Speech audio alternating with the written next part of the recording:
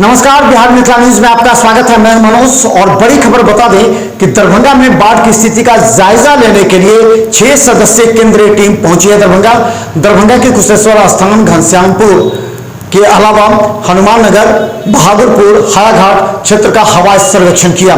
इस दरमियान उन्होंने सभी हुए क्षति का निरीक्षण किया। उसके बाद दरभंगा डीएम के साथ समाहरणालय अंबेडकर सभागार में बैठकर वार्ता की गई। सभी अधिकारियों ने पूरे क्षति का आकलन करते हुए केंद्रीय टीम को जानकारी दी है।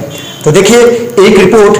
दरभंगा डीएम ने कहा कि जितने भी क्षेत्र में क्षति पहुंची है उसका आकलन करके केंद्रीय टीम को दे दी गई है, जिसमें रोड के अलावा कृषि हो, पशुपालन, सभी क्षेत्रों का निरीक्षण किया गया है। हवाई सर्वेक्षण दरभंगा, मधुबनी, समस्तीपुर के इलाकों में केंद्रीय टीम के 6 सदस्यों ने किया। उसके बाद वो अधिकारियों के साथ बैठक की।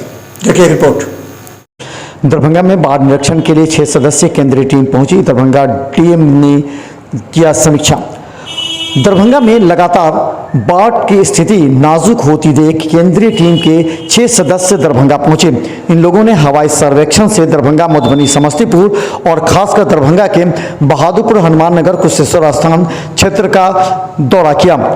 इस क्षेत्र निरीक्षण के क्रम में पूरी तरह क्षति का आकलन भी किया गया, जिसमें पशुपालन विभाग, रोड के साथ आवासीय विभिन्न क्षेत्रों का निरीक्षण करने के बाद क्षति का आकलन करते हुए केंद्रीय टीम को दरभंगा डीएम के द्वारा जानकारी दी गई। इस संबंध में Darbhanga DM doctor Tyagarajan SM ने जानकारी देते हुए कहा कि सभी क्षति का आकलन कर केंद्रीय टीम को बताया गया है।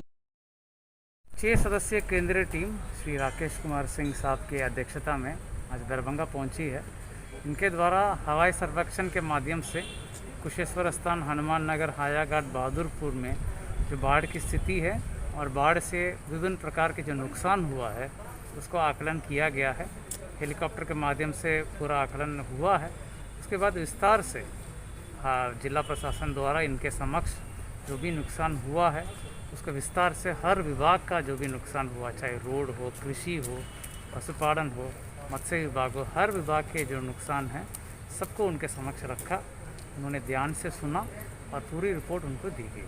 सर दरभंगा के अलावा मुजफ्फरपुर और समस्तीपुर के जिलाधिकारी भी यहाँ उपस्थित थे बैठक में और उन्होंने भी अपने अपने प्रस्तुतिकरण टीम के समक्ष किया। दूसरी बड़ी खबर हम बता दें कि विगत 10 दिनों से दरभंगा का समस्तीपुर रेल परिचालन बाधित था। अब नदी का जलस्तर नीचे आ जाने के बाद 6 तारीख से शाम 5:05 में पहली ट्रेन जो कि मालगाड़ी डिब्बे को गुजारा गया। इसके अलावा 2 बार इंजन के साथ जो वहां के इंजीनियर थे वो पाया नंबर 16 के पास से ट्रेन को ले गए। फिर इसके बाद रेल मंडल के डीआरएम के द्वारा इस बात की सूचना दी गई कि दरभंगा और समस्तीपुर के बीच रेल परिचालन प्रारंभ हो जाएगा। यानी कि बता दें बहुत सी ऐसी ट्रेनें थी जो समस्तीपुर, मुजफ्फरपुर और बरौनी तक ही आती थी, अब वो सभी जयनगर और दरभंगा तक आएंगी। इसके अलावा कई ऐसे ट्रेन जो समस्तीपुर और मुजफ्फरपुर से परिचालन प्रारंभ था उस सभी को अब दरभंगा से ही होगा। इस बात की सूचना तमाम यात्रियों एवं दरभंगा के अलावा रेल मंडल के सभी स्टेशन अधीक्षकों को दी गई है। देखिए रिपोर्ट।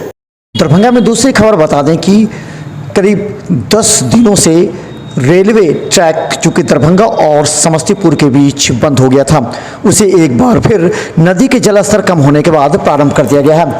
इस बात की सूचना समस्तीपुर रेल मंडल के डीआरएम ने दी और आज यानी कि 6 तारीख को शाम 5:05 पर पहली ट्रेन दौड़ी। इससे पहले 2 ट्रेनों को इसलिए भेजा गया ताकि पूरे दरभंगा तक आने में उन सभी पाया नंबर 16 और अन्य जगहों की स्थिति को जांचा जा सके।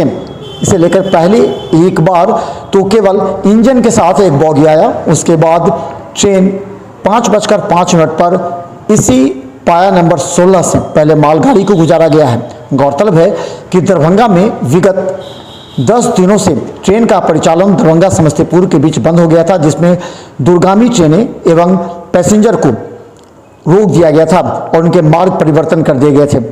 अब एक बार फिर से चालू कर दिया गया है। यानी बता दें कि 3 ट्रेन ऐसे थे जो मुजफ्फरपुर, समस्तीपुर और बरौनी तक ही आती थी। अब उस सभी को समस्तीपुर होते हुए दरभंगा और जयनगर तक जाएगी।